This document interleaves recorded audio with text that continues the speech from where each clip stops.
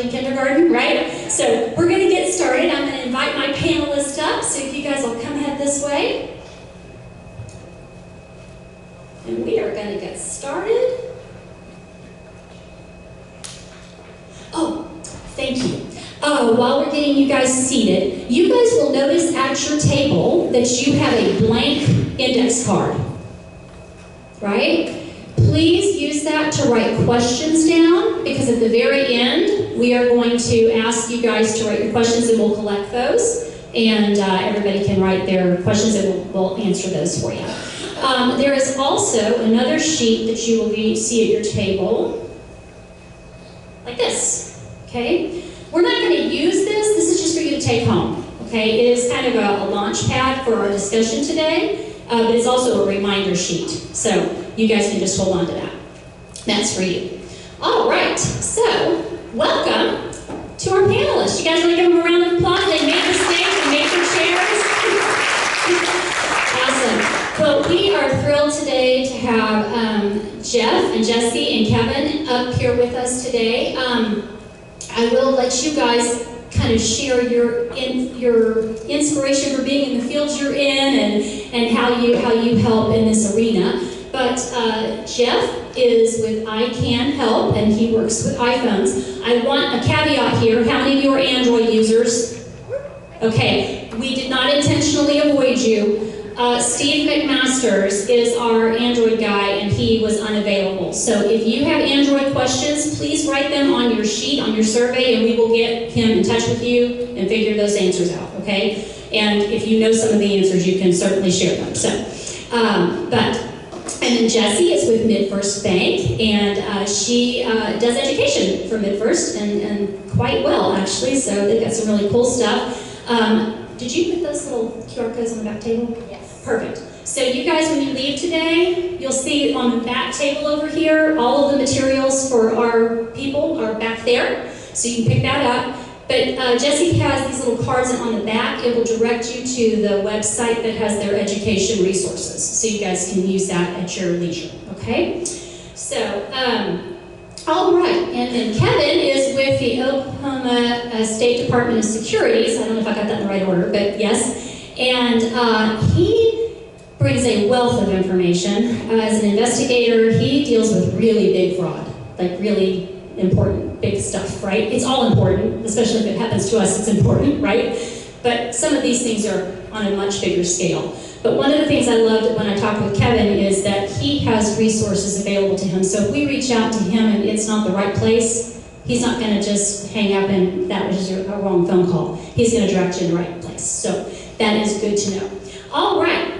So I will let you start, Jeff. You want to tell just a little how long you've been doing what you're doing? And that would be great. I began working at the Apple Store the week of the first iPhone launch, and it was kind of a magical time. And I learned a lot about how to teach people from excellent teachers there at Apple. I then went on to Oklahoma Heart Hospital and managed their devices and taught a bunch of doctors and nurses and executives how to use medical record software as well as our fleet of Apple devices. So the most wonderful part of all of this for me is that wow moment when someone realizes that they can really do this. They can really use this phone without me there. Mm-hmm. So that is really the juice for me. Good for you. That's awesome. Wow. And how long have you been doing that? About 18 years. 18 years? Yeah, that's how long the iPhone's been around. Isn't that crazy? Yeah, okay. I figured we should quantify that. So that's good. All right. And I can't even count how many people you've helped. So yeah, that's thousands by now, I'm sure. Yeah, that's amazing. Okay, Jessi, how about you? Yes, so I am a part of the financial education program called Money Moments under MidFirst Bank. And I've been doing that for about 8 years. And time went by really fast. And I like to call it a dream job that I didn't know was a dream job, because I have my degree in marketing, actually. And every woman in my family, going back 4 generations, was either a teacher or a banker. Oh. And I told myself I was not going to do that. I was going to do that. And then here I am doing a hybrid of directly both of them, and I absolutely love it. Oh, absolutely that's wonderful. Yes. Very good, very good. And then Kevin, how about you? So I don't know if you noticed my struggle in climbing up on this chair. That's real for me. I do that on a daily basis. But I have been working in public safety, specifically law enforcement, since 1981. So I'm a member of the older crowd. Okay. And but that was very good. Thank you. But I found myself. I have trained police officers. EMTs, firefighters, since 1984. Wow. And I recently took a position with the state as an investigator in the Oklahoma Department of Securities about 2 years ago, and found a large group of our, to call them victims, but our people that were being scammed were in my age group, my generation, and we wanted to do something to fight this on the front end, because on the back side it's very difficult to either investigate or pursue a perpetrator that is on the other side of the world. And so we've developed a public education program, and I'm coordinating that now. So this is what I do, and I didn't realize it was my dream job until I started it, and now I get to work with my people. That's to try to prevent investment fraud in the state of Oklahoma. That's fantastic. So, well, as you can see, we've got some really esteemed folks up here that are going to give us some good guidance. We had an opportunity to chat prior to us being here today, so we've got a couple of topics and thoughts that we want to do. On your sheets, you've kind of got those outlined for you, so hopefully you can jot down some notes that might resonate with you, or if it's just an affirmation that you're on the right track and you're doing the right thing, then that's great too, right? Then yay for you, you should do this and pat yourself on the back. So, but the first thing I'm going to talk about is red flags, right? And before I get into red flags, I'm going to talk about the fact that we have a variety of ways that we can be scammed. Okay, so our telephones, text messages, emails, but also in person, right? So I had an opportunity to talk with our friends at Providence, with Heather, and we were talking about the fact that even in that arena, if you have somebody that's coming to your home that has you've been scheduled or whatever, they should have a tag that identifies them, right? It doesn't matter if it's Providence or if it's the telephone guy or whoever it is, right? They should always have a badge, right? They may ask information of you that they should know the answer to, right? So if you weren't expecting them, they never just show up, right? They're not going to just show up at your door. Well, we tried to get a hold of you and you didn't answer, so we just showed up. Meh, that's not going to happen, right? So I want to make sure that we talk about all of the different types of scams or things that we can become accustomed to or victim of if we're not paying attention, right? So the number one thing you need to remember is your radar. Trust it. Trust it. But the other thing is, slow down and listen to it. We all get that check, and then we shake it off. And then we can remember after the fact that, yeah, I thought that was a little weird. Right? Has anybody ever done that? I know I have. Okay, so we talked about with our digital formats of fraud, which is what we're going to kind of concentrate with you guys today, is the one thing you guys told me was absolutely across the board, the biggest red flag was urgency, right? Okay, so, and I'm going to let Jessi, if you want to talk about just a real quick example of what an urgent type of situation, what kind of messaging might seem urgent. Yeah, absolutely. Well, the first one that I can think of that happened to me personally is I got a text message saying, you need to relog into your Netflix account right now or you're going to lose your privileges. And that to me was really funny because I was like, I use my mom's. Yes. So, but like if I hadn't, right. If I did pay for my own Netflix account, then I might have been like, oh, I don't want to miss my Stranger Things or whatever show I'm binging right now. So I better click that link and log in. Mm-hmm. And again, it just goes back to the, Netflix has never texted me before. I kidding me? Right. Yeah. They're getting their money, right? So absolutely, just the taking a breath, shaking it off, and really thinking about it, for sure. All right. For sure. So, Kevin, in your world, from an urgency standpoint, is there any story that you can think of, or tip or habit that might be in addition to that, or is it pretty similar? Sure. So when we are contacted, let's say that we've got someone that either texts us, we receive a phone call or an email, and they want to share an investment opportunity with us. The urgency is a red flag for us.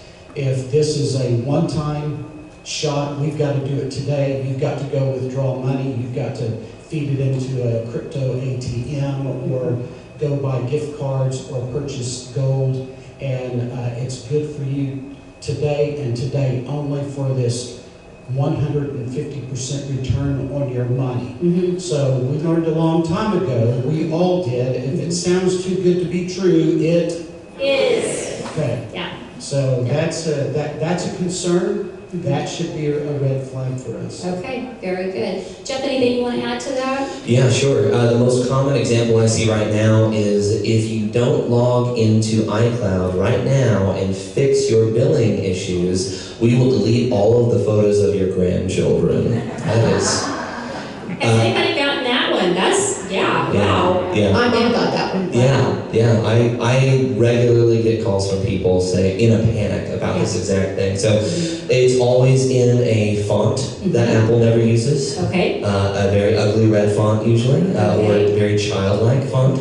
And yeah, it is extraordinarily urgent because they will delete all of your stuff if you don't log in and fix your billing problems. iCloud, Apple does not do that. They don't send emails like that, and they do not say that we're going to delete all of your stuff if you don't fix your billing. Right. It's just not how they work. Okay, good to know. I don't know about you, that would motivate me. I wouldn't want to lose my grandbaby's pictures, so I might go, wait, what? At least get my attention, right? So, all right, so we've discussed this. So we've got the demand of urgency, a financial threat or consequence. And one thing Jessi and I talked about, we didn't bring it up now, but one thing we talked about earlier on our call was secrecy. Don't tell anybody, right? So that's the whole grandparent scam, right? Don't tell mom and dad that I'm in jail in Mexico or whatever it is, right? So that's another one. And then claims that you owe money, or that a transaction went bad and needs your attention, or the cancellation confirmation, that's another one. And then, to Kevin's point, the source of payment. If it is crypto, if it is wire transfer, if it's Venmo, if it's gift cards, it's not a traditional form of payment, that's a red flag, because that's not normal, okay? Now, if you're buying a house and you need to wire transfer money, yes, that's probably normal. But, cautionary tale there too. There are bad actors out there who understand that you are in the process of selling or buying a home. And I have a very personal friend who wired money to the wrong institution. And they lost it. Now, they're fighting it, but they lost their money. All their earnest money was gone. So, it can happen. So we're going to talk about how to avoid that, right? That's another habit that we're going to talk about, how tools and habits that we can adopt that would prevent that from happening. And they were under 40. Again, not an age thing. This is everybody. It happens to everybody. They also will have offers to request or demand, either request or demand, to remote into your computer to solve an issue. So if that happens, red flag. Right? Fair? Okay. All right, so I am going to jump us to tactics and what practical habits we can adopt that would help us stay safe and not be fearful, right? And not feel overwhelmed. So Jeff, before we get started with that, we're going to do our little analogy, because you had a fantastic analogy when we talked And so I'm going to play a Vanna White over here, and you can explain it, okay? Okay, thank you, Vanna. Yeah. Whenever you're walking down the street, if you were to come across a whiteboard that looked exactly like this, would you believe it? That says, your phone has 348 viruses. And you saw this on a whiteboard on the sidewalk. Would you believe that? The internet is a whiteboard. It is as changeable as a whiteboard is. So if you can erase it and rewrite it, and that is, we know that's untrue, or it's very unlikely to be true, then we can trust a web page or an email just as much. It is not something that you should take seriously if you just come across something that seems panicky like that. So it is very, very changeable, as much as a whiteboard is. I thought that was brilliant. Had y'all heard that before? Did y'all know that? I had not heard of that before, so thank you for sharing that. I thought that was really great. So we're going to talk about some things that we can do that would prevent you from the whiteboard issue, right? So that would be maybe looking hard at the sender's email address, right? It may say, Pastor John, you know Pastor John, but the email itself is not from him because it's a cloned account. How would you know that? If you roll your mouse over the name without clicking, just put your mouse on top of it, it will show you the email address. And I'm going to show you examples later today. Okay, we're going to practice at the very end. Okay, so if you're not sure, another thing that can happen is the website address is not correct. Okay, and they're very crafty. I'm going to show you examples of how that can happen too, and what they look like, and how would you know, right? Because we don't know what their actual website address is. How would I know that, right? But we're going to show you how to point and kind of think about things. A common ploy, my husband works in cybersecurity with banking institutions, and one of the things that they found was people use, bad actors will use WVVW. What does that look like?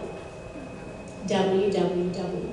If you're just scanning and you see the www dot, HTTP, there's no S, backslash. So it's not an actually safe sender URL, right? So these are just little tips that you can look for, right? So Kevin, one of the things you said was don't take the bait, right? Don't take the bait. Right. So, and again, I love the attitude that you've adopted. You're not going to live a life of fear. Right. Okay. So we want to be prepared and not paranoid. Right. So, but we also need to realize that we are all targets of scams and scammers, but we don't all take the bait. Mm-hmm. So we can educate ourselves. We can have conversations. We can make it normal for us to have conversations with each other and be prepared. Training police officers for years, these brand new, rookie, wet behind the ear police officers right out of the police academy, it can be intimidating, it can be overwhelming, and it can be scary. Mm-hmm. When you're out there the first time, and we would play the what if game. I would play the what if game with them. We would role play, and I'd say, okay, so if this happens, what would you do? If this happens, what would you do? If we're driving down this street, we're going to a call, and the street is blocked, what other street can we take? What other route can we take? We go through and we role play, we play the what if game. Mm-hmm. We can do that when it comes to these types of scams as well, because if we've gone through it in our mind, if we handle that situation in our mind and know what our answers would be, mm-hmm. what our responses would be, the different ways that we learn the different ways that people might try to con us or scam us, we can come up with our own responses, being confident, being polite. We can discuss that with each other and say, well, I saw this email. We can alert each other to scams that we've seen. So We don't have to take the bait. We can let it swim right in front of our nose. If it's too good to be true, it probably is. So, and the conversations that we've had with each other. Right. Those trusted individuals, the relationships that we've developed within organizations like this, we recognize, wait a minute, if this doesn't seem right, and let me pause. Let's just pause, because if it's really good now, it will be okay tomorrow after I've visited with a family member, my banker, someone at an organization, at the SALT group, at the Triad group, my law enforcement friend. So we don't have to be their next catch. Right. You don't have to take that bait. Exactly. And I'm going to expand on it a little bit, because another thing that you highlighted when we were talking that I thought was really probably pretty prevalent, if we're honest. How many of you feel like you're pretty savvy? You kind of know when it's a scam. Yeah? I mean, it's okay if you do, but do we have a tendency to want to mess with them? And why would that not be a good idea? So I'm glad you mentioned Yeah. that. There are many groups this size, some smaller, some larger, that I will speak with, and afterwards on break, I will have someone that has an attitude like me, that thinks they're smarter than the average bear, and we get a text or we get a phone call, and we decide that we're just going to mess with these scammers. We're going to mess with these con men or con women. So the downside to that is, there are a couple of things. Number one, many of these scammers are victims of scams themselves. Y'all pay attention to this. I did not know this. This is good. Yeah. So many of these scammers are victims of scams themselves, and they are on the other side of the world, many in Southeast Asia, that their livelihood depends on them connecting with people and scamming people. Okay? So they are in compounds, their lives are being threatened, their families are being threatened, and they are doing this to stay alive. So that's one reason why I would not want to mess with the person on the other end of the phone. And another reason is, I don't know much about artificial intelligence. Okay, Jeff might be able to address that, but they can record, they can capture our voice digitally, and they can mock it up to where, and they can call a relative, they can call a friend, they can connect with someone and use our voice to have a complete conversation with someone else, and my mom thinks that she's speaking with me. So I don't want to give them a chance to capture my voice, as lovely as it may be, and I want people to hear it. I don't want to give them, the scammer, a chance to use me to perpetrate a scam on someone else. Add to that, Jeff? Yeah, there was a time when I definitely messed with scammers. I took a lot of joy in it. If I was in the car, I would do that. But in the age of AI, and after learning that exact thing, that a lot of these people are, perhaps their passports were taken from them, right, and they're unable to go back to their country of origin and see their family again. That's heartbreaking. And yes, for when I get a call now, and one of the scam calls that does make it through my filters, I will answer and not say anything. Because even saying hello gives them a little bit of audio that they can then take and put together with anything else they have and create a profile on me, and with maybe 30 seconds of audio, they can make a voice that sounds exactly like mine, which is terrifying on one hand, but we can also protect ourselves by simply not answering the call at all. Making sure that I would love to talk about some ways to, on the iPhone in particular, to stop most of those calls from coming through. We will go into that. We'll get to that, that's great. But then if I do have to answer one of those calls and it's from a number that I don't recognize, I let them speak first. Yeah, that's great. And then Jessi, I know you and I talked a little bit. If they were to get a voice and they were to use that as an AI, kind of thing, you and I talked about something that we can set up that would protect us, maybe, would be like a code word or a password, right? So you want to kind of elaborate on that? Yeah, absolutely. And how that came about was, that's a common tip, but I was actually making a video, because that's part of my job, is I content create, write blogs about financial education and videos. And I was making a video about how we can help our older loved ones navigate through these scams. And my mom and my aunt were with me, so I was like, hey, since I'm doing this, since we're hanging out, let's create a code word. And that's what we did, is we created a code word so that if you do get into this situation where they do call you, it does sound believable, you can say, okay, well then what's our code word if this is really my daughter? And so that's what we did. And it just helps, if you do get that false sense of urgency and do get really concerned, you can always create that code word with your loved ones. That's great. That's great. And when you think about the code words, like I know that many of us maybe have employed that or have adult children with children that have employed that for pickups at school or whatever. If somebody strange comes to pick you up, they better have a code word or you're not getting in the car with them, right? Like we've done that.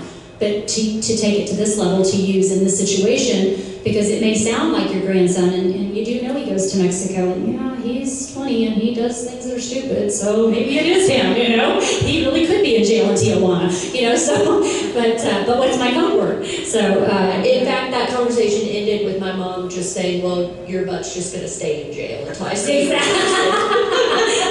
Sucks to be you. Exactly. All right. So I think that's a really great tip. And this kind of morphs into our next, which Jessi talked about code words. And we want to talk about how families, neighbors, because I know that Kevin mentioned that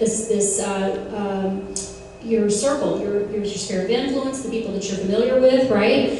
So it doesn't have to be just family members. Some of us are sole agers. We don't have kids, or our kids are not near us, right? So we need to have, or maybe we don't want to involve our kids. That's okay too. So, so neighbors, and then also for all of my folks that are at the tables here, our community partners, we have professional opportunities to step in and step up, right? And to be aware, right? So we're going to talk a little bit about that now.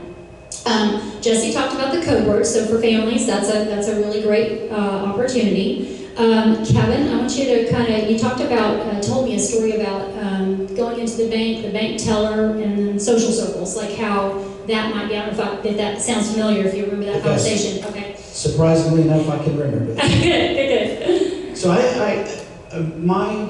my big push right now is for us to develop trusted contacts or trusted persons, a trusted source. And it seems like we no longer walk into MidFirst and deal with a person face to face anymore. Growing up, I went to the bank with my grandparents. I went to the bank with my parents. They knew everything that was going on with my family. The teller would say, "Oh, Mr. McCullough, how are you doing today? And how's the new car working out? And how's your son doing in college?" And we had those relationships with the people that we interacted with professionally and on the personal side. And it seems like we don't do that anymore, but I do. I have a teller. There are two tellers that I deal with every time. I like walking into my bank. I don't like going through the drive-through. I don't like dealing with the ATM. I deal with, there are two tellers there, one male, one female, that we have a very short, quick visit. And there are times where I will take out an amount of money that's not normal for me. I mean, maybe $100 at a time, maybe $50 at a time is good. But when I go in and I take out $2,000, $5,000. That's out of the ordinary for me, and they know that.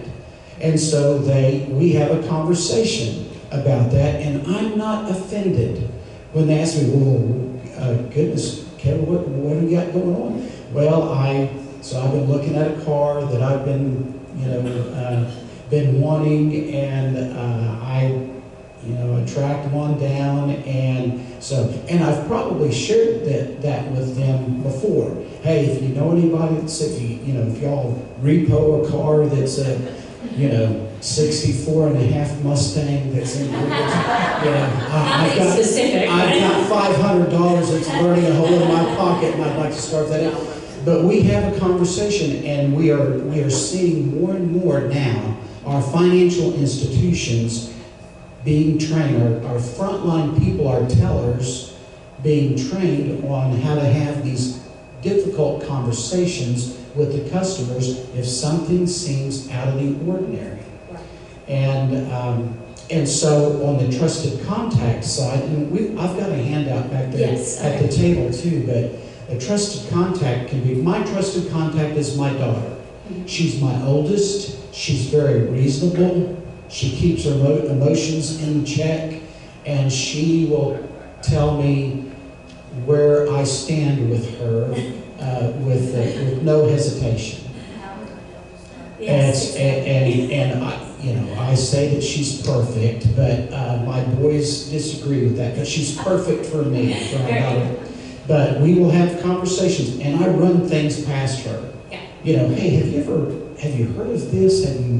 This thing, I saw this on Facebook, and she was like, Dad, come on, nobody has a 64.5 Mustang for sale for $500.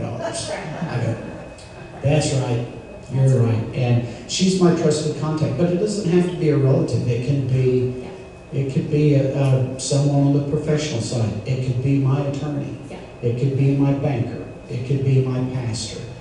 My neighbor, someone that I could have those conversations with and say, I got an email today, or I had a pop-up on my screen, and it really scared me, and they want me to pay money, or they want me to give them information so they can,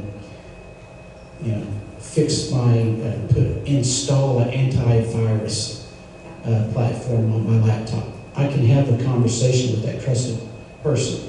They're not making financial decisions for me. Right. They're not taking over my life, but there's someone that I trust that I can bounce things off of and have those difficult conversations with. That's good. So for those of you who are village members, that's what a village is, right? Is that trusted group of friends, those colleagues, the people that you can trust that are in your daily life and you know them. So for those of you who say, well, my kids are too far away or whatever it is, maybe that's what Villages does for you, is to provide that social network. But for those of you that are professionals in the room that are listening to this, we were talking about a teller, but it could be anybody. You see somebody come in and they're telling you a story about, hey, I'm sorry I was late, but oh my gosh, apparently I got a virus in my computer and I had to go run and get gift cards, and right? And they're telling you this long story. That's ding, ding, ding, ding, ding. Hey, I need you to take a breath. I'm a little concerned about the story you just told me. Would you mind if we talk to a professional and then help them make that phone call to say, hey, what can we do? What should we do? Whether it's calling the bank institution or whatever it is, right?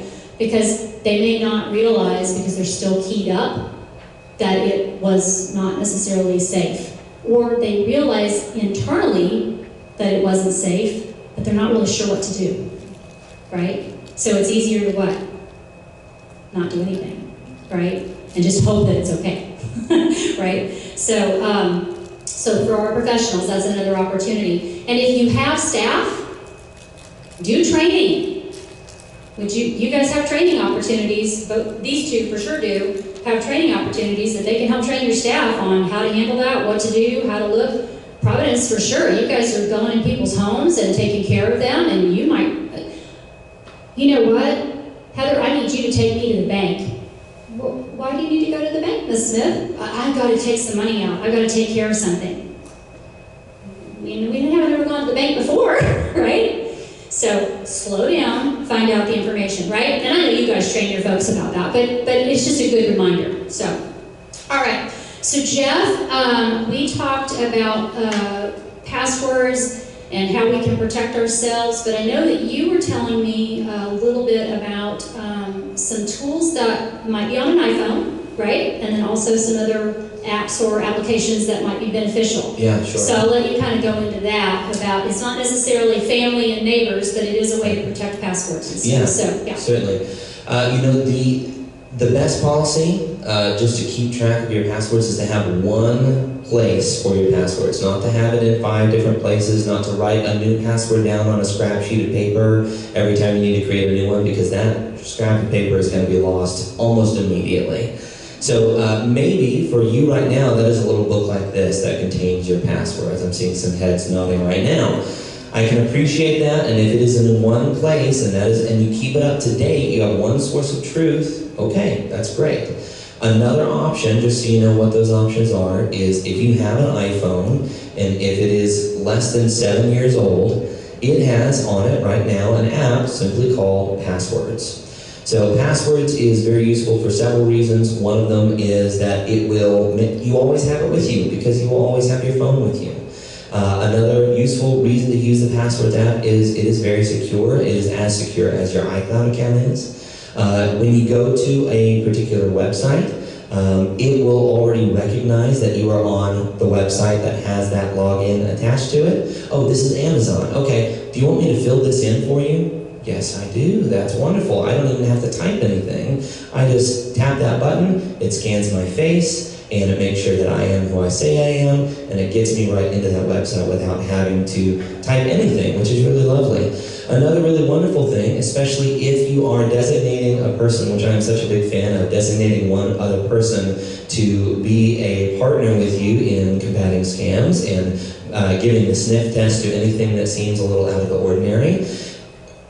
Pardon me, you can sync up those certain passwords, not all of them if you don't want to, but you can sync up certain passwords with that person. So obviously for me, that's my wife, and we are able to share very particular passwords with each other, which is extremely helpful. Whenever I update a password, it's updated on her phone as well, which can be extremely helpful, especially if something were to happen to me. She would have a way to log into our mortgage account and everything else that's important to us. So those are very helpful. Another really helpful app is called OneBlocker. So this is one that you have to download. I've vetted it over the years and it is pretty extraordinary. So this is all one word. Is it It's the numeral 1. The numeral 1, all one word, OneBlocker. Last I checked, I think it was about $12 a year, somewhere in there. OneBlocker does several wonderful things. The first thing that I am such a big fan of is that, of course, it blocks all these annoying ads. That means that you don't have to see all these ads on the websites, but it also means that it speeds up your experience. So now the entire internet is faster for you all of a sudden because it doesn't have to load up all those ads. Also, for the sake of privacy, it doesn't load up all of these trackers. So you don't have all these websites tracking you from place to place. Sorry, I'm ringing a little bit here, speaking a little too loudly. You don't have to be tracked from website to website, so that is great for privacy. So if you go into the App Store and search for OneBlocker, the numeral 1 blocker, you can download that, and if you can try it out and see how it works for you.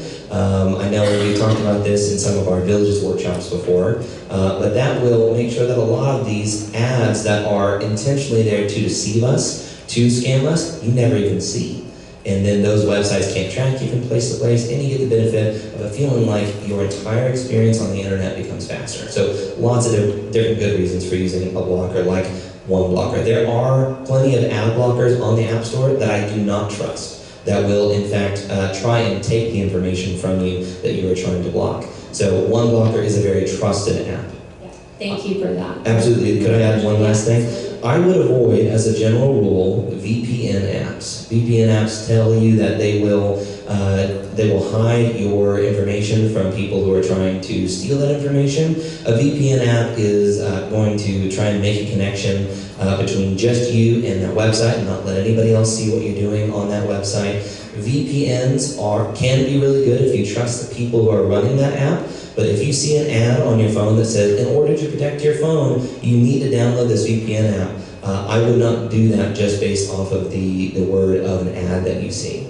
Okay, and that's VPN. VPN, Virtual Private Network, is what Okay. that stands for. Virtual Private Network. Mhm. Okay. Well, if you'll write your question on the card, we'll get it. Okay, I promise. Okay. The other piece that I want to talk about, and I think this is a great place to plug this in, is we talked about keeping your personal information yours. Your private information yours.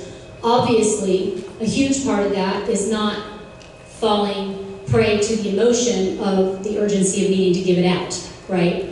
I can't fix your Social Security check that's supposed to be coming if you don't give me your Social Security number, right? Nope, that's a false, right? But they prey on us because how many of us need that Social Security to come in, right? So we're going to knee-jerk on that, right?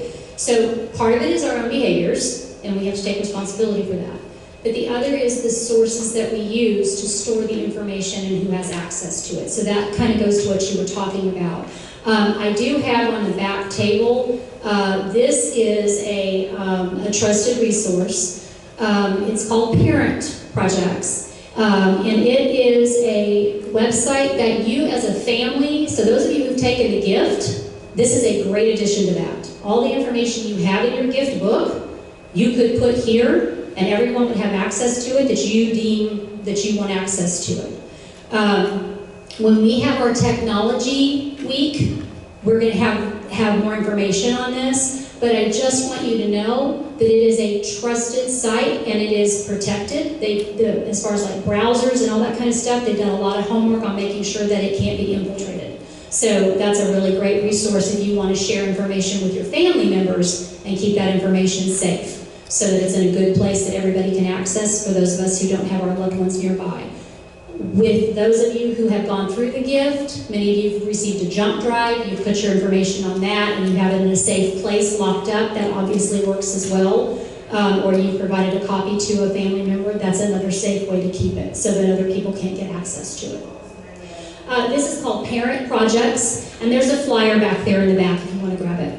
So those are some tools that we've talked about. So we've got the one blocker, right? We've got the iPhone. How many of you knew the passwords app was on your phone? Yeah? I've seen it, I've not used it. Another thing I want to talk about while we're talking about iPhones is Apple Pay. Yeah, sure. Yeah, can you go into that a little bit? Yeah, sure. Apple Pay is pretty unique. I separated it into two different ways of sending and receiving money. So you can pay a friend back for lunch with Apple Pay. That's great. You can essentially text them money, and that is a secure way to do that. You can also you can pay for something at Walgreens with Apple Pay. The one reason that I'm such a big fan of using Apple Pay at a store is if you go to swipe your credit card at Walgreens, they then have a lot of information about you. They have your credit card number, they have your name, they have your entire history of what you've purchased at that store before. They may have purchased other information about you from another company called a data broker, and now they have your voting history, and they have your preferences for what shoe style you like, and they just get so much stuff when you swipe your card. But with Apple Pay, if you pay with your phone, they know that someone paid $11.67. That's all they know. So it is a great way to protect yourself from the companies that we interact with every day from getting all this information about you. Setting up Apple Pay is done through the Wallet app on the iPhone. So if you open up the Wallet app, there's a plus button in the top left corner that will let you add a credit card or a debit card. And if you want to text your friend money, then that's great. Or if you want to pay for something securely in a store, I would argue that is even more secure than just swiping your card in a store. Is that one? Absolutely. I actually recommend that as well, because I know that they use a token instead of so it's specific to the transaction number versus just using your credit card number to specify where to pull the money from. So if there's any data breaches at Walgreens, the scammers don't have your credit card number, they just have like some random. Yeah. And I discovered that because I went to return something and they're like, oh, does it need to go to card 40 blah blah blah, and I was like, yes. Because it wasn't my card number, it was something else. And yeah, absolutely. I had in 1 week, I was told that my debit card was breached by Home Depot and P.F. Chang's, and that was before Apple Pay. And so now it essentially uses a dummy card number every time you go to make a purchase. It's not using your real one. They don't have that. They just have this one-time use card number. Right. And then even if their computers get hacked into, they just have that dummy card number that doesn't do anything anymore. Right. Exactly. Right.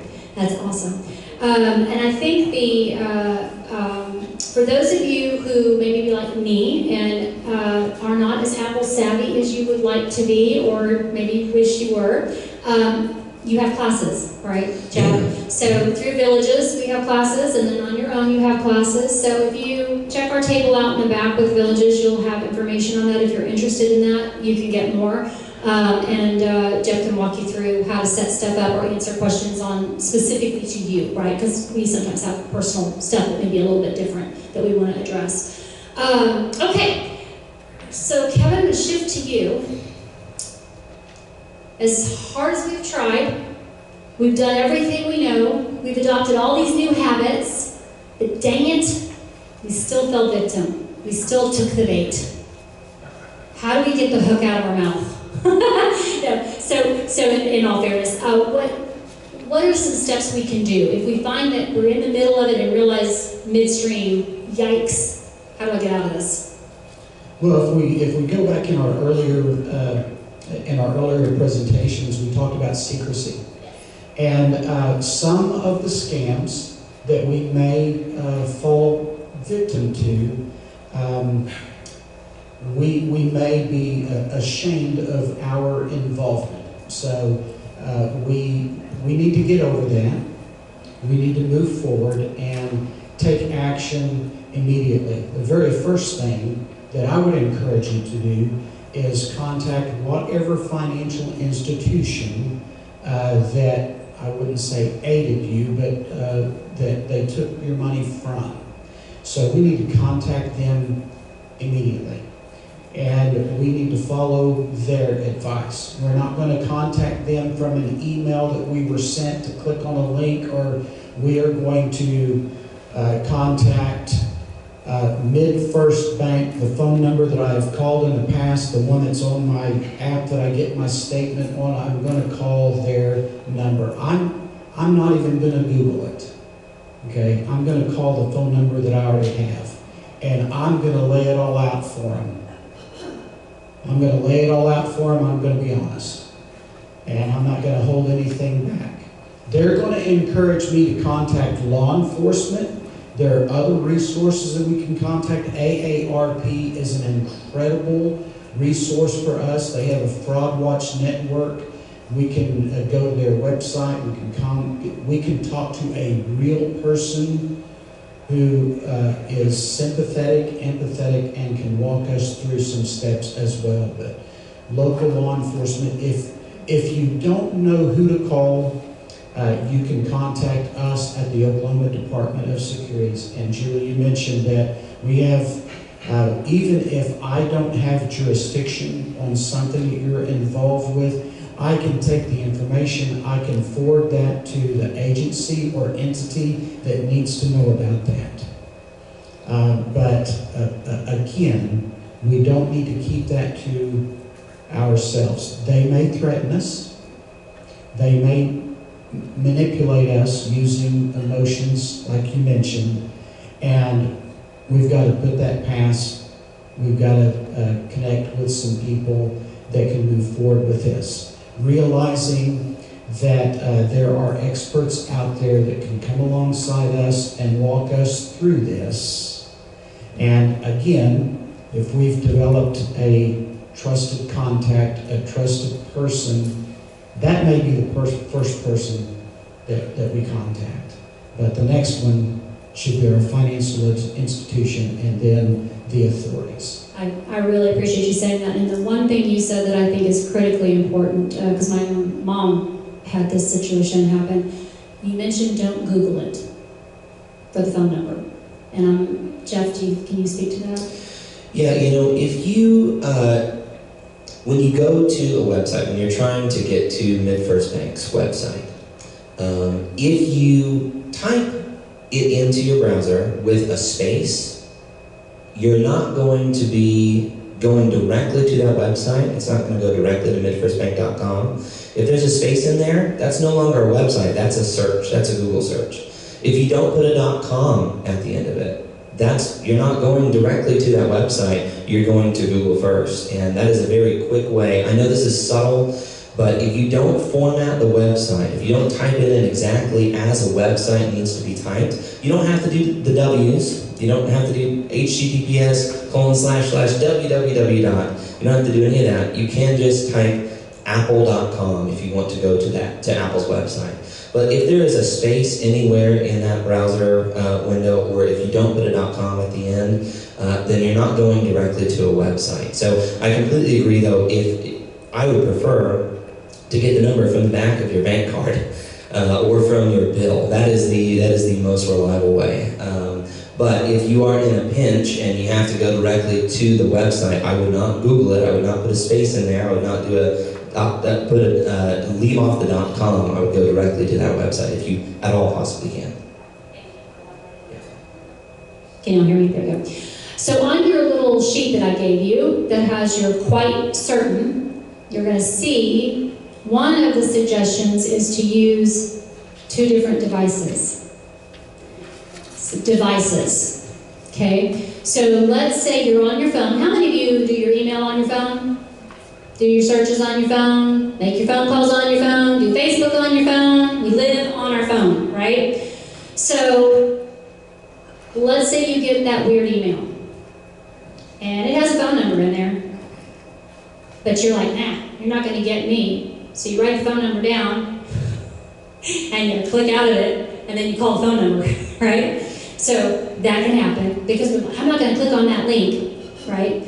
So, but if you, to your point, Jeff, if you don't have the credit card with you, maybe you're on vacation, and you don't have the information that you need, but you get this concerning thing, right? The reason I say to use 2 devices is, and this is a very elaborate scheme, but my mom had a situation where she received a threatening correspondence. She exited out of it. She did a Google search, and guess what came up? The scammer. She called the number. The scammer was who answered the phone. So this was super elaborate, guys. I mean, it was next level. But it can happen. So the one simple habit that she could adopt is to not use her phone, go to her iPad, go to her desktop, and search how to find that information that she needed, that phone number. Use a friend. Hey, Bill, can you pull this up on your phone and see if you can get the phone number? Because I'm worried. This might not be legitimate. I'm a little concerned, right? So, trusted circle, get the phone number from them. Anything you want to add to that? I would say having a cheat sheet by your computer is a pretty good idea. And on that cheat sheet, I would post a couple rules for myself. I would write down a few rules. I don't move money the same day as I get a request to move money. I'm going to give it a little bit of time. I know this seems urgent, but I'm not going to move it the exact same day. Here's the person that I will call to get a second opinion. I'm going to write their number down so I know that this is my scam sticky note if I suspect anything. I know that I'm always going to get a second set of eyes on this. And maybe even writing that as a rule, I always get a second opinion on urgent matters. I think that would be a helpful rule to write down, because in the moment, you don't want to wing it. You want to go back to your trusted rules when you're not maybe in a panic or a worry about what's happening. And then maybe write down some basic numbers for MidFirst Bank, for the institutions that you, in the moment, you're not in the middle of what you suspect to be a scam. Get those trusted numbers then and have that on that sticky note as well. So I think it would be much more helpful to have all that stuff ready to go. This is your scam sticky note. Here are all the resources I need in that moment, rather than having to figure that all out in the moment and having to try and trust your instincts, especially if you're a little muddled. Okay, well, I know we're going to run out of time here, so is there anything that we didn't talk about that we want to elaborate on, or that you guys, last comments, and then we're going to open it up for questions, and then at the very end, like I told you, we're going to practice, because I've got some screenshots of some stuff, and we're going to see if we can figure this out, okay? All right, guys? Sorry, I know I've been talking a lot. That's okay. If you have updated your iPhone, I'm sorry, Android folks, I know this isn't fair. If you have updated your iPhone anytime after September, there are a couple features that are really very helpful for not even receiving these text messages or calls, so you don't even get exposed to them. So on the iPhone, in the settings, for Villages OKC members, I know that we've gone over this in several workshops now. In these settings, you can tell your iPhone, when I get a call from a phone number that I don't have already saved in my phone, why don't you go and ask them what they're calling about and what their name is first. So the wonderful thing about this is when I get a call from someone who is not in my contacts list, they have to stop and say, yeah, this is George from this company, and then I get a little bit of information on my screen before the phone even rings, and it will say, yeah, this is George from DoorDash with your order. I'm standing at the gate ready to give you your burger. Okay, that's great, I can answer that. But a lot of times when it's a robot that's calling, when it's a computer that's calling, it won't ever say anything. And so your phone never even rings. Less exposure and less bother is even better. So that's built into the newest version of the iPhone. If you haven't updated your iPhone since September, I recommend doing so. This is version number 26 for those of you who want to write that down. The other thing is in your text message settings, it will hide text messages that are clearly scams, which is great. Junk and scams are going to be completely hidden away. You also have the option to hide text messages from people that you don't have their numbers for, which can also be very helpful. It just tucks them away in a place where you don't see them. Now, your iPhone, if you have an iPhone 16 or newer, is smart enough, your phone itself will read that text message, and it will determine if you should see it or not. If it says, your table for four is ready at Chili's, that will still come up, which is great, you won't miss it. But if it's something else, if it's, you need to pay 92 cents to get your parcel back from USPS, you'll never even see it. You'll never even be able to click on that link because it doesn't pop up. So less exposure is even better. That is, again, I'm sorry to the Android folks, that is an iPhone exclusive feature on version 26, which came out in September. I have a quick question, kind of related to what you were talking about. And this may be also MidFirst, y'all may be able to answer this as well. Would it be wise if I get what I suspect is a fraudulent communication, email, text message, whatever, if I go to my Netflix app or my MidFirst app, am I safe? 1,000%. Perfect, okay. Yeah. So, that just goes back to, just okay. Going back to it would be the same thing as going to the authentic website. Right. You know, that's pretty much what apps are. Okay, right? Yeah. Perfect. Okay, I just want to make sure. And then the other question I have is there any threat or reason why doing a screenshot of something you're questioning, would that trigger or cause a problem? No.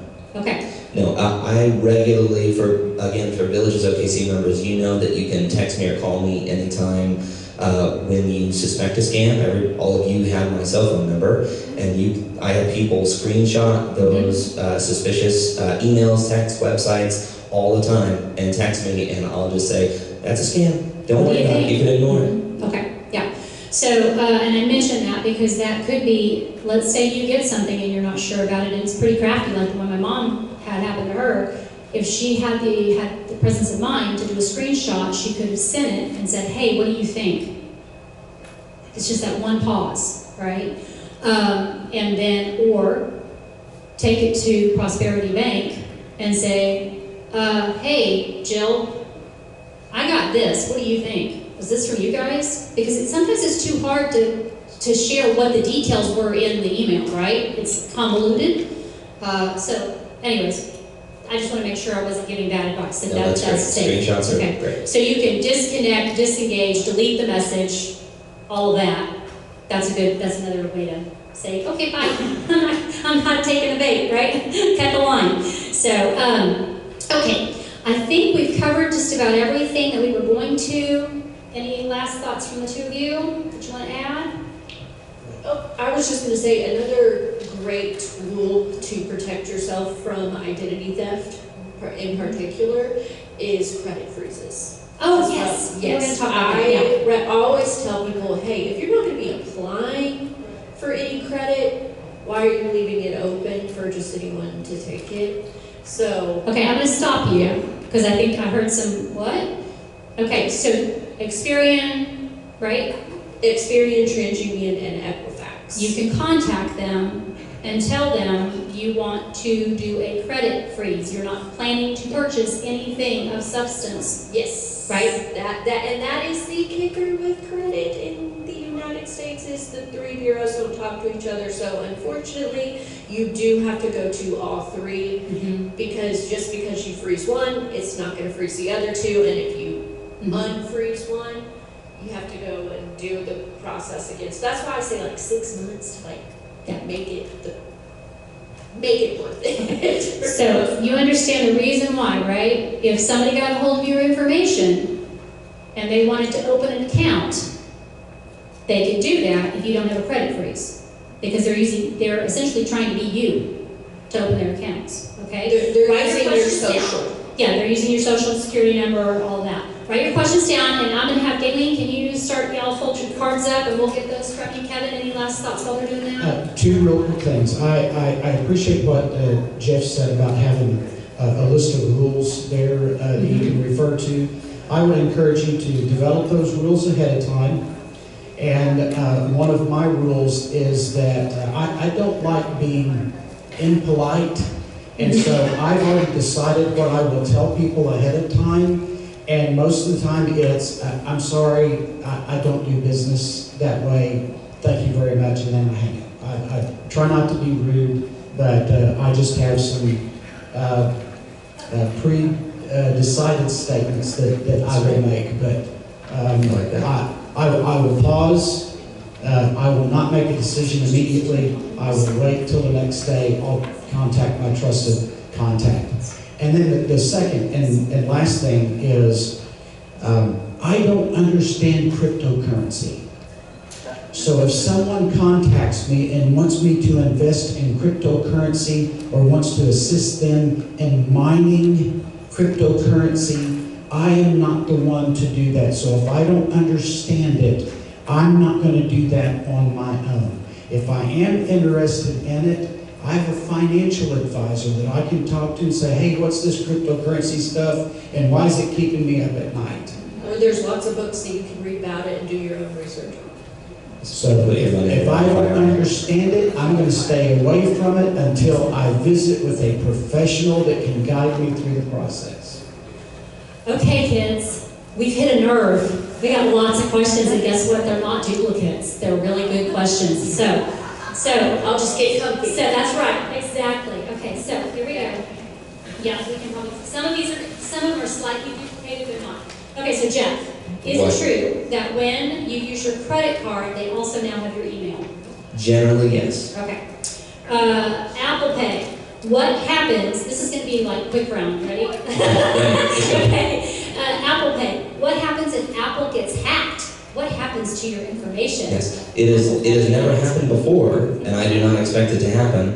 If Apple got hacked, your credit card information is not stored with Apple. It's stored on a very special chip on your iPhone called the Secure Enclave. Even if Apple got hacked, your credit card will not be compromised. Okay. All right. So this is a very interesting one.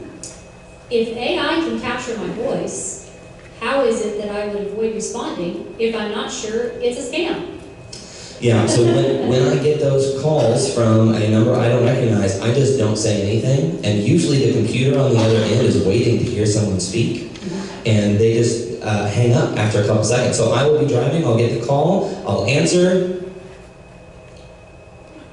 and they hang up after a moment or two, or I do. And sometimes if it is a computer calling you, sometimes you can hear static or like little beep, beep, beep, beep, beeps on the other end. You'll even hear Skype, this old Skype sound called boop, boop. Okay. Does Android have a version of Apple Pay, Google Wallet? Yes. Okay, is it similarly secure? I don't know. I am an Apple user, but yes, my boyfriend is a avid anti-Apple, all Android, and it's basically the same thing, just for an Android. Okay. Same thing with like Garmin Pay, if you have a Garmin watch or things like that. It's all does the same thing where it takes your credit card number and switches it to the token. It hides it. Let's see here. Is the Keeper password safe? So Keeper is another password keeper app. I trust the Apple Passwords app more than I trust the Keeper app because they have had a breach. Their computers got broken into, I think about 1.5 years ago. And if you have to choose, there are two companies I trust. One is Apple.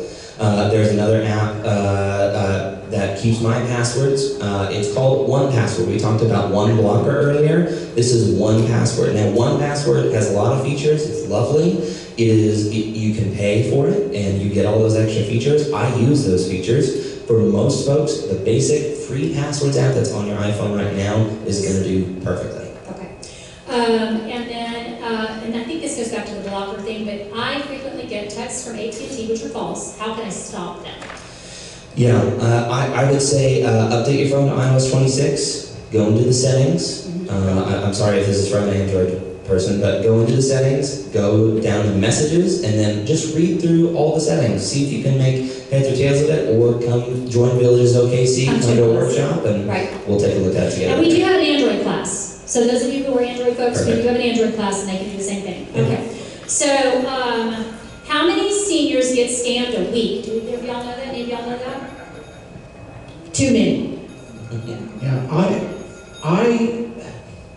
So you can go on FBI's website, ic3.net, and their 2024 numbers were just released in September of 2025.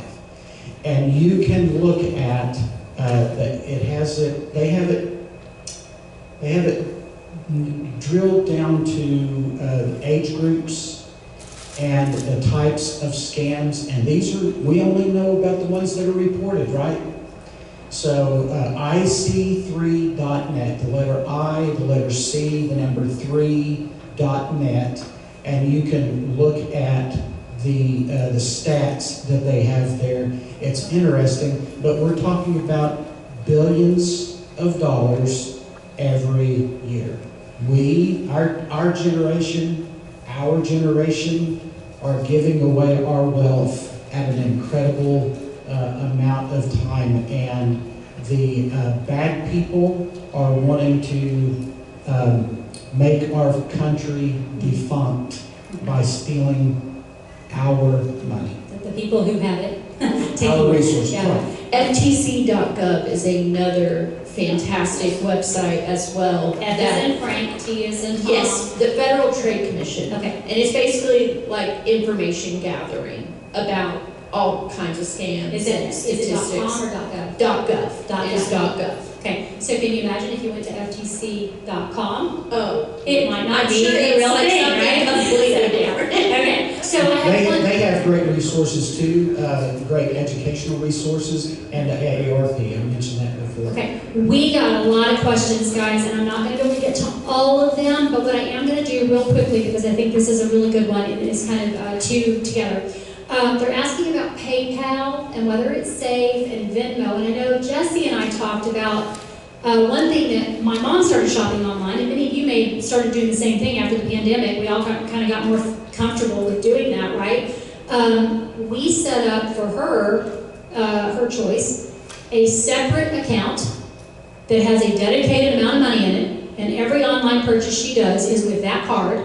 And if it got hacked or it got compromised or it wasn't a real website or whatever, she's got a stop loss in place. Do you mean a separate bank account? Yeah. Okay. Yeah. So, but in general, PayPal, Venmo, are these safe? Do it, don't do it? Any thoughts, recommendations? The only thing about those is if you use them as like a bank account, Yes. you're not FDIC insured. Correct. So, That and is I right. see a lot of people, young people, or Mhm. people who don't qualify for bank accounts use that. So that's the only thing to keep in mind is they're not FDIC insured. Mhm. But otherwise, yeah, just. I use them. Uh-huh. Yes. Yeah, I do too. Sure. And I do, and one of our examples I have is a PayPal one. So if you want to stick around, I'll show that to you, and it may help to some degree. And then this may be a Kevin question. If we get letters in the mail that indicate we've been involved in a data breach, what should we do? Should we respond to that? Should we not respond to that? What are your recommendations? Credit freeze. Yeah, I do not have a good answer for that. Okay. I receive those almost weekly, Mm-hmm. and almost 100% of those, it's not anything that I have been involved in personally or professionally, and so, but they've got my information, obviously, so I shred those. I don't participate in those. Okay. I do not have a good answer for that. Okay. And basically, a lot of those are the company saving their own butts. That's in right. case Yeah. they have actually been a victim of a data breach, they're just protecting themselves. Right. So it's like the commercials with the drugs. And the list of complications is longer than the commercial, right? They're just covering their behinds. So yeah, I would say that, yeah. And unless you know, like let's say you just did something pretty significant and they contact you shortly after and say, hey, you may have been a victim, then maybe that's a different situation, and maybe you call your financial institution or the state and say, hey, I got this letter, what would you recommend, right? But in general, I would say you're probably okay, yeah. Okay, how are we doing on time? We got 5 minutes. 5 minutes, okay, let's go, rapid fire. Okay.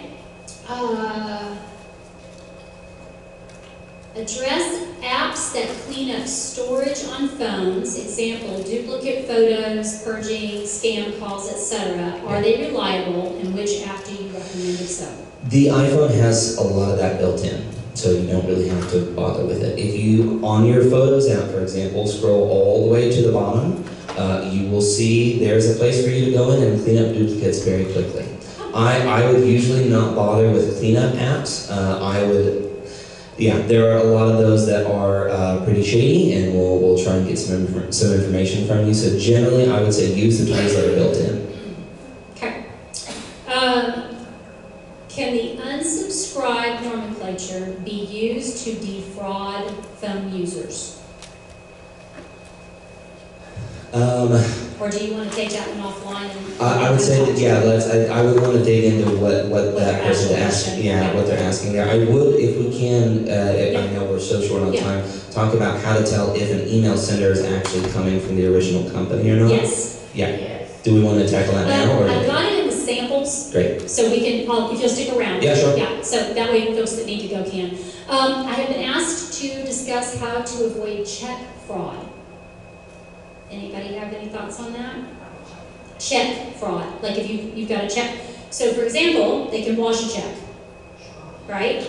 And they can put a different name in there, and it's not to the person that, there was a lady in DFW that actually had that happen. She paid off her car loan, and somebody got a hold of her check, and she's been fighting it because when she submitted, she's with Wells Fargo, don't mind saying that out loud, and they told her that she was past her 30 days to file the claim. And she's 83 years old, and she's out like $30,000. Yeah. So, yeah. Snippet certified. I know a lot of Yeah. people like to use the blue drop boxes. Yeah. I live by a post office, it's recent. That has that broken into. Mm. Go inside, grab the green envelope, and you do a check and reverse it. So sending it certified mail, and then you know for sure that it was received. That's a great And suggestion. also probably a cashier's check. Cashier's check. Yeah, the other one. Okay. Okay, here we go. What is being done to catch these scammers? And what type of sentence or prison time do they do to deter scammers? Not long enough. Well, I think I can speak for the other two people on stage with me. we're part of the combating fraud community. Yes, sir. And as you all are now, if you didn't know any of this stuff or you didn't know all of it, now you're part of that community as well. So for my humble yet accurate opinion is education is the key. Again, we should not be paranoid. We should be prepared. We should have the good conversations. Be curious. Be curious. And we can be cautious, but be curious. We have these discussions with subject matter experts. We have financial advisors for a reason. Okay, they are professionals, and we trust them. The sentences, look, in the grand scheme of things, this stuff fraud is not new, but there is a new way to use fraud and to con people out of our assets almost daily. Okay, and we're almost always behind on this as far as law enforcement goes. So the sentences that these people get, we're not catching them. That's the difficult thing. And again, many of them are on the other side of the world. Right. Yeah, that's the thing with them is they are very smart. Yeah. Very, very smart. And the reason that they're doing what they're doing is probably not just to get rich. It's just to get by. Right. And that makes it really sad, and kind of where we kind of briefly talk about like not messing with them and thinking back to the human rights part of it. Yeah. I think to add a note of hope. Yeah. Yes.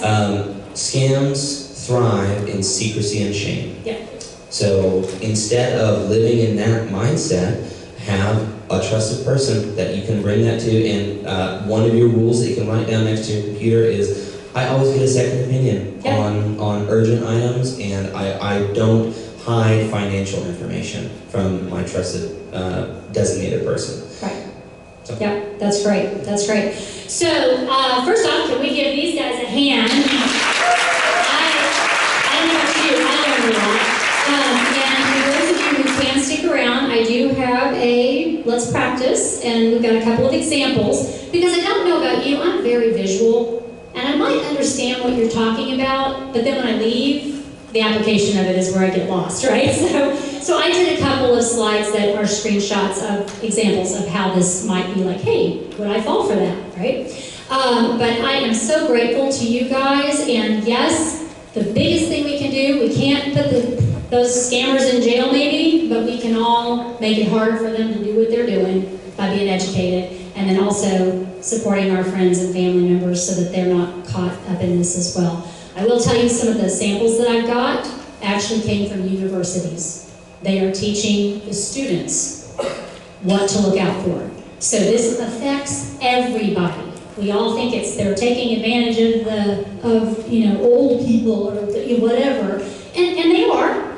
That's part of it. But we talked about this. Part of it is they play on emotion.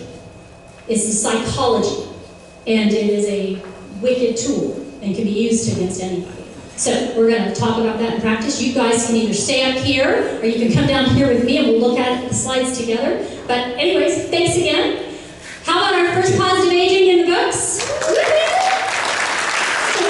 next month, we are going to have a very dear friend of mine, Chef Darren, and his co-workers are going to come up here and talk about dining for one or two. Cereal is not a meal. So, and neither is girl dinner, for those of you who know what that is. So, all right. You guys have a great, blessed afternoon, and we are so glad you're here. Thank you to all of our sponsors and partners in crime. Y'all are amazing. We love you, and we're so grateful you're here. So you guys be sure and stop by the tables, get some information, because they all have educational pieces. We're happy for you to do that, and we will see you next month.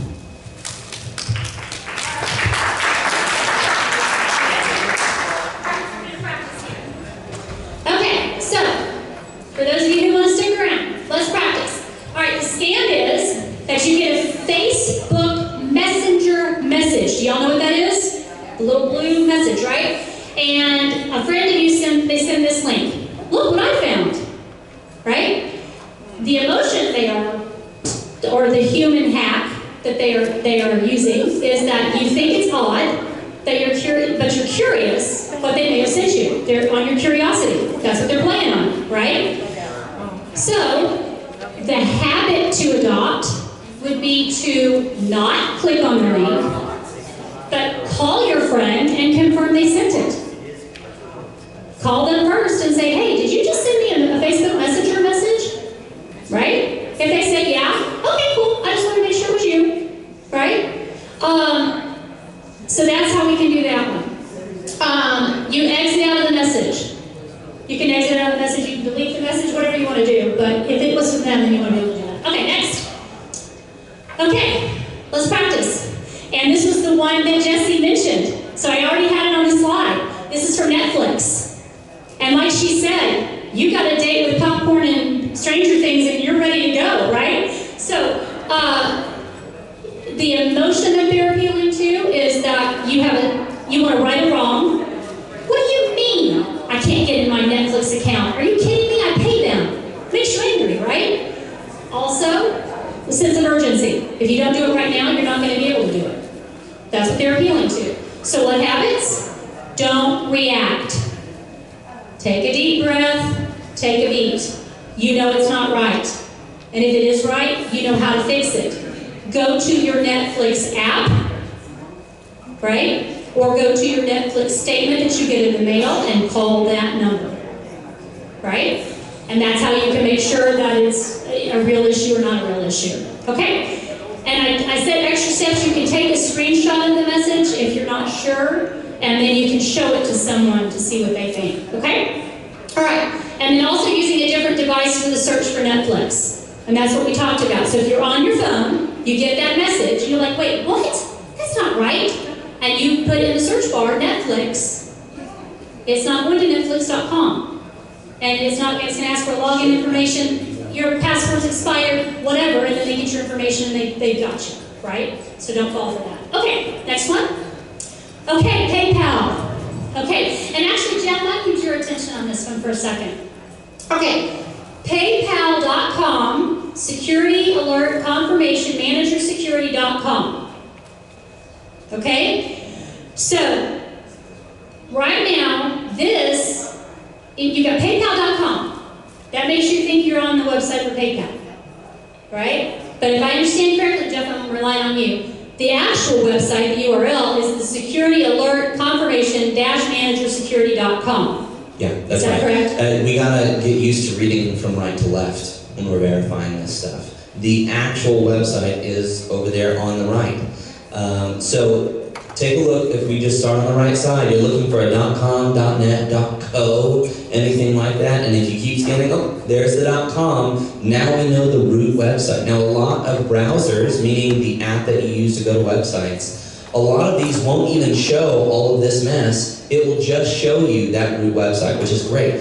So on my computer right now, and probably a lot of yours, it would actually just show you this black portion here. It wouldn't even show you the gray bit there at the end unless you click on it. So just start reading from right to left on websites. That's how you can find out the actual website that you're on.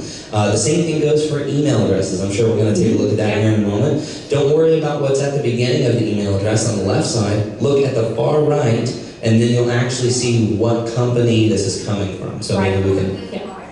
No, so this is not right. This is not right, yeah. So the actual website is this alert confirmation-manager-security.com. Yeah. So this is not the PayPal website. They just made it to look like that. Again, the internet is a whiteboard.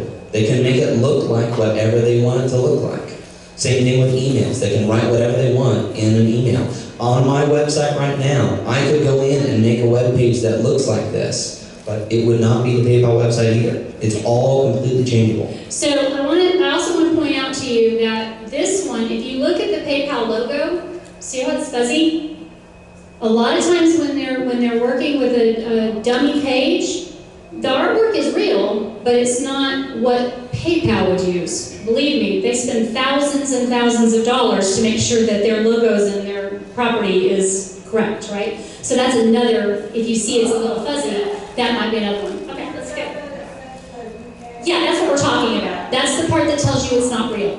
Okay? So, yeah, start at the, Jeff said start right to left instead of left to right. And then I would look, there can be a lot of junk there at the end. Sure. And that is normal, even on a PayPal website. If you go into a bunch of different places on the actual PayPal website, there's a bunch of stuff on the end that you can ignore. But if we start looking from right to left, we're looking for that .com, .co, .net, whatever that root part of the website is. And then everything just left of that first .com is the actual website we're on. So 2 things. If this is confusing to you or you want more clarity, come to a class and we'll cover it so that you can ask the questions, right?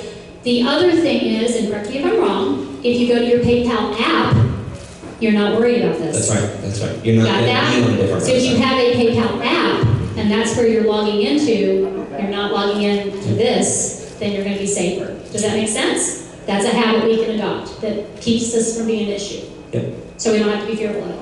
Okay. So yeah, pick one or two more. Okay. How many of you have seen this one? Yes. Okay, so this one, and I didn't get what they appealed to you with, but they put a tracking number on this. So it seems legit, right? If you're not sure, you can put a tracking number on it. But the USPS.com, if you notice before that, see the little lock on there?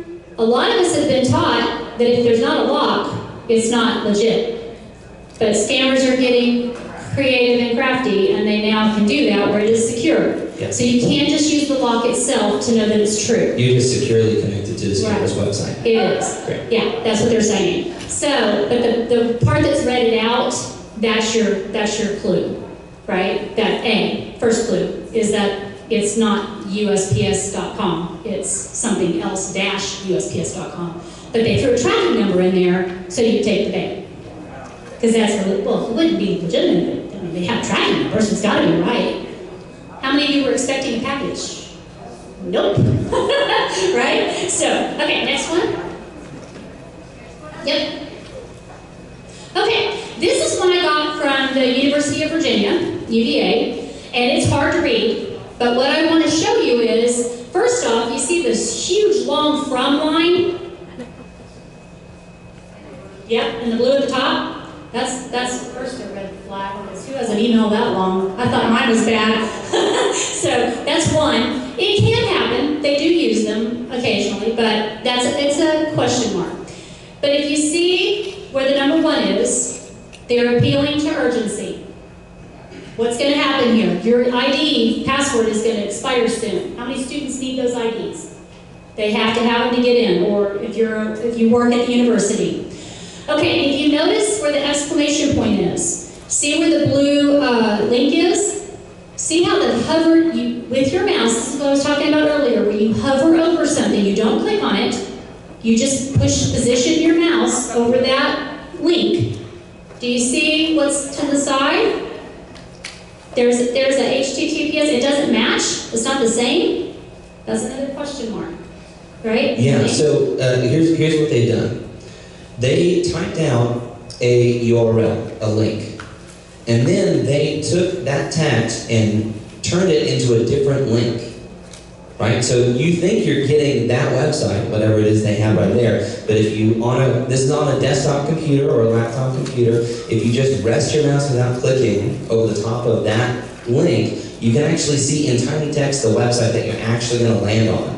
And in this case, it's different. It's a different website than what it actually was. Now, I will say, on an iPhone, if you want to look at the sender, so in this case, you can see pretty clearly at the very top, that's kind of a crazy, what does it say there? main-hosting.eu. Okay, well, that is a crazy email address. Let's talk about the iCloud example. You get an email from Apple saying, we're going to delete all of your photos because you need to update your billing information for iCloud.